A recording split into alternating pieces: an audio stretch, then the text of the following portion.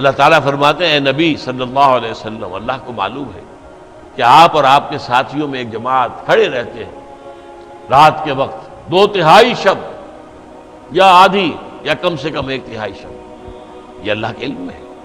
گویا کہ شروع میں قیام اللیل یہ تھا۔ اب قیام کیا ہوگا رمضان کا؟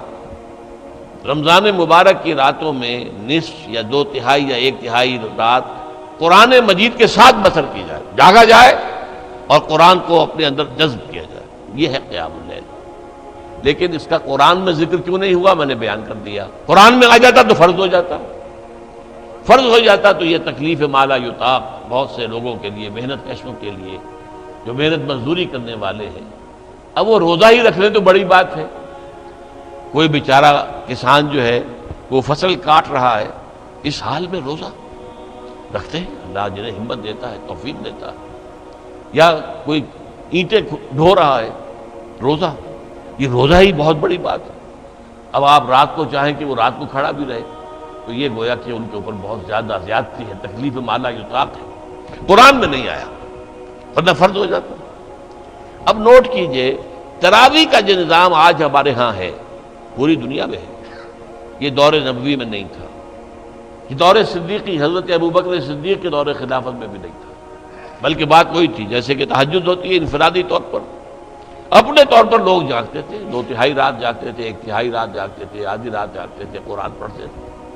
صرف ایسا ہوا کہ 3 دن آپ نے ایک موقع پر ایک مرتبہ 3 دن نماز باجماعت کرائی ہے تہجد کی رمضان میں، لیکن وہ تہجد کے وقت، عشاء کے ساتھ نہیں، تہجد کے وقت، اور اس میں 8 رکعتیں ہی پڑھی ہیں جو آپ عام طور پر تہجد میں پڑھا کرتے تھے، کیونکہ وہ تہجد ہی پڑھائی آپ نے، قیام اللیل ہی پڑھائی ہے۔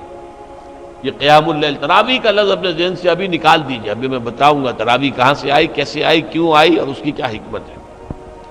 لیکن حضور کے زمانے میں نہیں تھا، 3 دن صرف آپ نے نماز باجماعت پڑھائی ہے۔ چوتھے دن صحابہ انتظار کرتے رہے کہ آپ برآمد ہوں اپنے حجرے سے، کچھ کھنگارتے بھی رہے کہ شاید آنکھ لگ گئی ہے تو ہمارے آواز دینے سے اس طرح سے آپ جاگ جائیں، آپ برآمد نہیں ہوئے۔ اگلے روز صبح کو آپ نے فرمایا دیکھو اگر میں یہ مسلسل تمہیں نماز پڑھاؤں گا تو یہ تم پر فرض ہو جائے گی۔ وہی حکمت، قرآن میں آ جاتا تو فرض ہو جاتا، اور یہ بہت سے لوگوں کے لیے ناقابل برداشت ہوتا ہے۔ حضور بھی مسلسل پڑھاتے یہ نماز تو فرض ہو جاتی ہے۔ وہی جو رافت اور رحمت اللہ تعالیٰ کے دل میں ہے وہی حضور کے قلب مبارک میں ہے امت کے لیے، تو آپ نے کہا کہ میں نے یہ فرض تمہیں اس لیے نہیں پڑھائی باجماعت نماز مسلسل کہ کہیں فرض نہ ہو جائے۔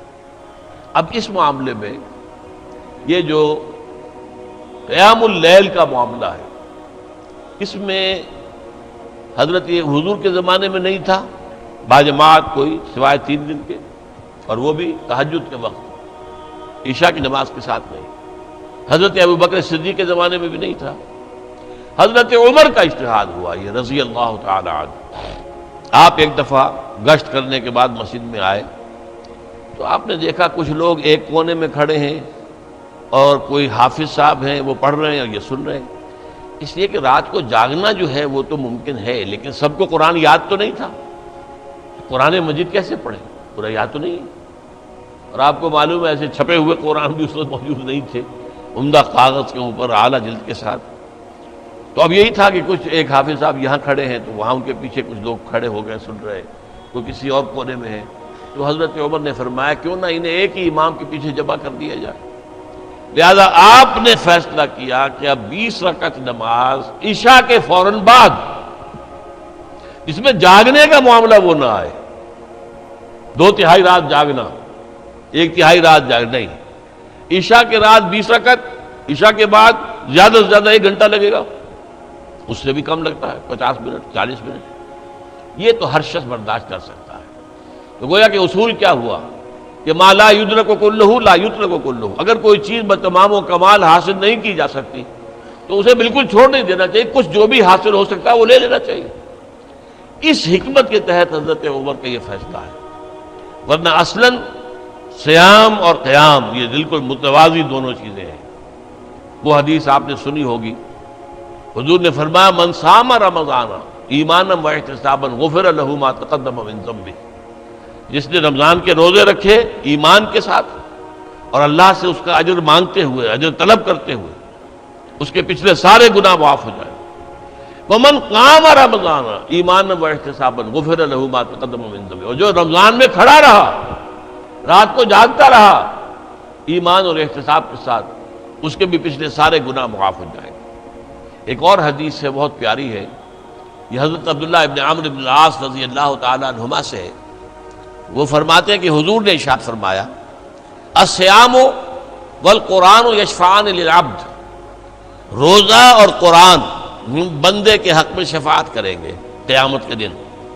یقول الصیام، روزہ یہ کہے گا اے رب، اے پروردگار، منعتہ الطعام والشہوات بالنہار، میں نے تیرے اس بندے کو دن کے وقت کھانے پینے سے روکے رکھا، قضاء شہوت سے روکے رکھا، حالانکہ بیوی موجود تھی اور اس کے لیے حلال راستہ موجود تھا، لیکن رکا رہا، کیوں؟ میری وجہ سے کہ روزہ ہے، تو میری شفاعت اس کے حق میں قبول فرما۔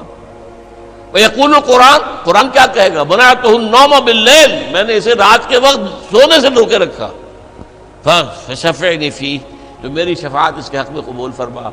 فَيُشَفَّعَانِ، حضور فرماتے ہیں دونوں کی شفاعت قبول کی جائے گی۔ اب سوال یہ ہے کہ اس تراویح کی نماز میں کتنی کچھ رات کو آپ کا جاگنا ہو جاتا ہے؟ آج کل 11 ساڑھے 11 سے پہلے کچھ ہوتا ہے؟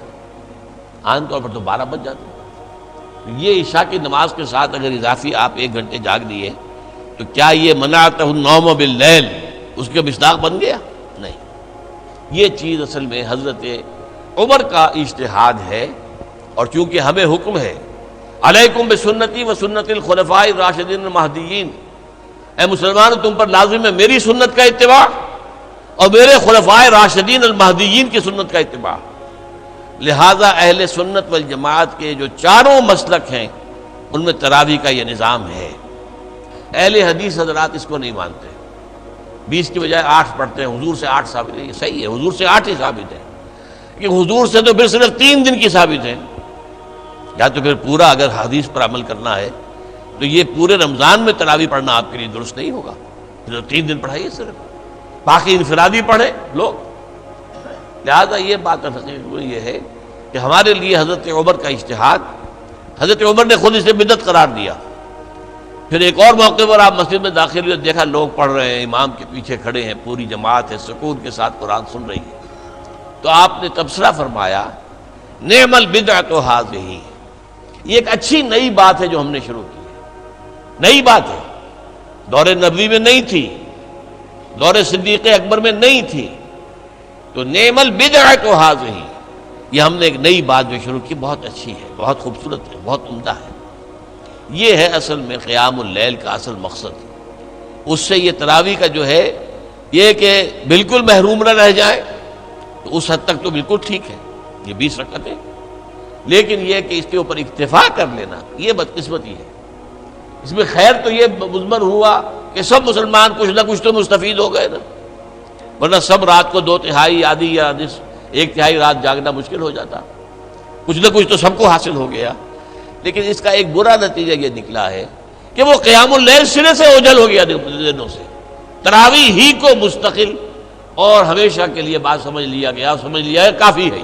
نہیں بھائی، یہ تو کم سے کم ہے، یہ حضرت عمر کا مقرر کردہ نظام تمام لوگوں کے لیے ہے، لیکن جو لوگ روزے کی برکات سے اور رمضان کی برکات سے صحیح طور پر مستفید ہونا چاہیں، ان کے لیے یہ کہ رات کا تہائی یا آدھا یا 2/3 رات جا کر گزاریں۔